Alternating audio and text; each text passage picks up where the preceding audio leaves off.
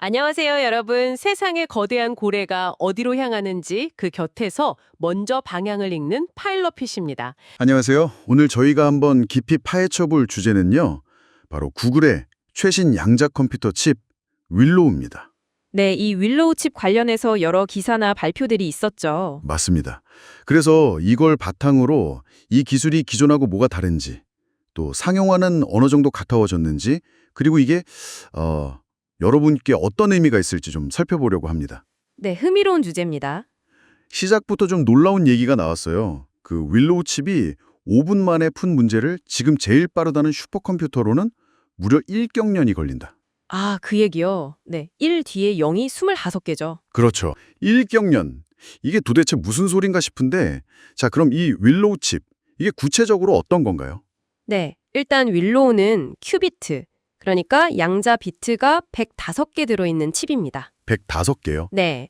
그리고 중요한 게 이 큐비트들이 정보를 유지하는 시간, 이걸 결맞춤 시간이라고 하는데요. 이게 약 100마이크로초 정도 됩니다. 100마이크로초. 그게 긴 건가요? 이전 하드웨어랑 비교하면 한 5배 정도 길어진 거예요. 꽤 의미 있는 향상이죠. 아, 그리고 이건 구글이 산타바바라에 있는 자체 시설에서 직접 만들었습니다. 105개 큐비트의 결맞춤 시간도 늘어났고, 근데 사실 큐비트 수는 계속 늘려왔잖아요. 다른 곳들도. 윌로우만의 진짜 결정적인 차이점, 그게 뭘까요? 바로 그 지점이 핵심인데요. 오류 정정 방식의 혁신입니다. 오류 정정이요? 아, 양자 컴퓨터의 고질적인 문제였죠. 맞아요. 원래는 큐비트 수가 많아지면 그만큼 오류도 기하급수적으로 늘어나는 게 정말 큰 골칫거리거든요. 계산이 복잡해질수록 신뢰도가 떨어지는 거죠. 네, 그렇죠. 그런데 윌로우는 이게 정반대라는 겁니다. 더 많은 큐비트를 논리적인 하나의 큐비트로 묶을수록 오히려 전체 오류율이 급격하게 감소하는 소위 임대값 이하 상태를 구현했다는 거예요. 아, 그러니까 큐비트가 많아질수록 더 정확해진다. 네, 바로 그겁니다.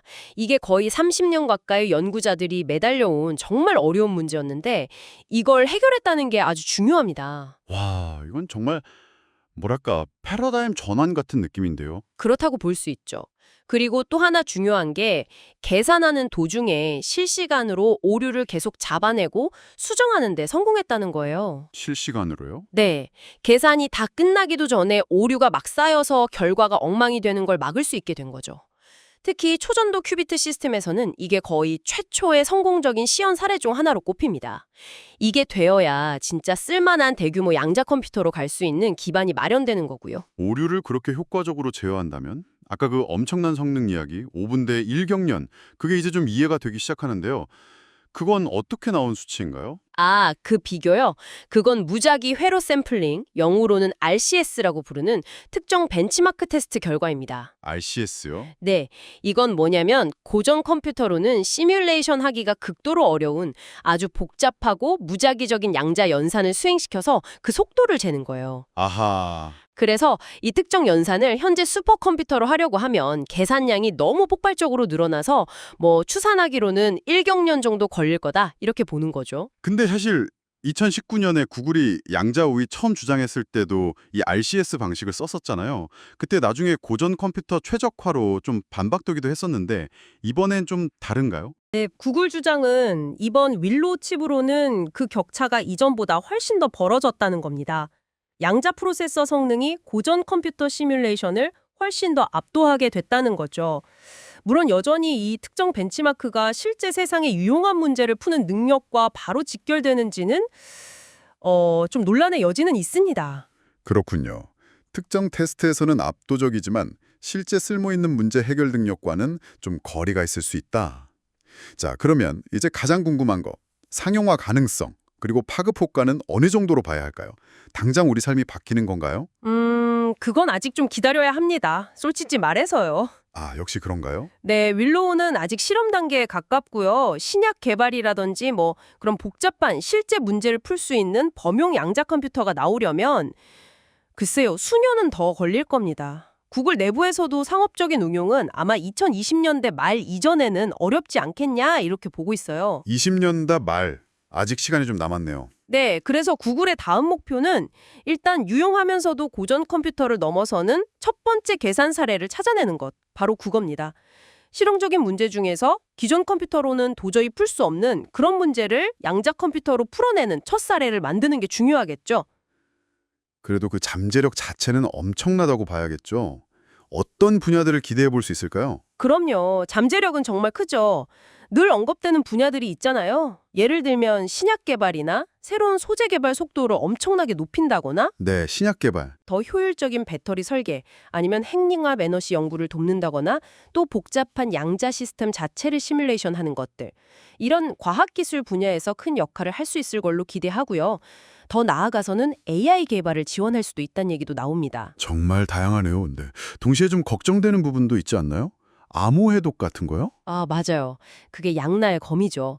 현재 우리가 쓰는 인터넷 암호 체계 대부분을 무력화시킬 수 있다는 우려가 상당히 큽니다. 그래서 애플 같은 회사들은 이미 양자 컴퓨터의 공격에도 안전한 새로운 암호 기술, 양자 내성 암호라고 부르는데 이걸 도입하기 시작했어요. 발빠른 움직임이네요. 다른 외부 전문가들은 이번 윌로우 성과를 어떻게 보고 있나요? 좀 객관적인 평가가 궁금한데요. 네, 여러 의견이 있는데요. 예를 들어 서리대학의 앨런 우드워드 교수 같은 분은 그 특정 벤치마크 결과 하나만 가지고 너무 과대평가하면 안 된다 이렇게 지적하면서도 동시에 오류 정정 기술에서의 진보는 아주 중요하다고 인정하고 있습니다. 균형 잡힌 시각이네요. 그렇죠. 또 영국 국립 양자 컴퓨팅 센터 책임자 같은 경우는 이걸 뭐 완전한 돌파구, 브레이크스루라고 부르기보다는 중요한 이정표, 마일스톤 정도로 평가하면서도 상당히 인상적인 성과다 이렇게 보고 있고요. 전반적으로 보면 오류 제어 기술의 진전은 다들 높이 평가하는데 당장 세상을 바꿀 것처럼 과대 광고하는 건 좀 경계하는 그런 분위기입니다. 알겠습니다. 그럼 정리를 좀 해보면 구글의 윌로우 칩은 양자 컴퓨팅의 오랜 숙제였던 오류 제어 문제에서 정말 중요한, 어쩌면 획기적인 진전을 이루었다. 이렇게 볼 수 있겠군요. 네, 그게 가장 큰 의미라고 할 수 있습니다. 과학이나 의학, 에너지 분야의 난제들을 해결할 수 있는 문을 조금 더 열었다. 이렇게 정리할 수 있겠네요. 정확합니다. 바로 그 지점에서 우리가 한번 생각해볼 질문이 던져지는 것 같아요. 어떤 질문일까요? 그러니까 신약 개발처럼 인류에게 엄청난 혜택을 줄 수도 있지만 동시에 암호 해독처럼 심각한 위험도 가진 이 강력한 양자 기술을 과연 우리 사회가 어떻게 개발하고 또 확산시켜 나가야 할 것인가 하는 문제죠. 기술의 양면성 문제군요. 네. 이 양자 시대로 나아가면서 우리가 어떤 안전장치나 윤리적인 기준들을 먼저 고민하고 준비해야 할지 한번 깊이 생각해 볼 필요가 있지 않을까 싶습니다. 네, 구독, 좋아요, 알림 설정 꼭 부탁드리고요. 저희는 다음 시간에 더 깊이 있는 정보로 찾아뵙겠습니다.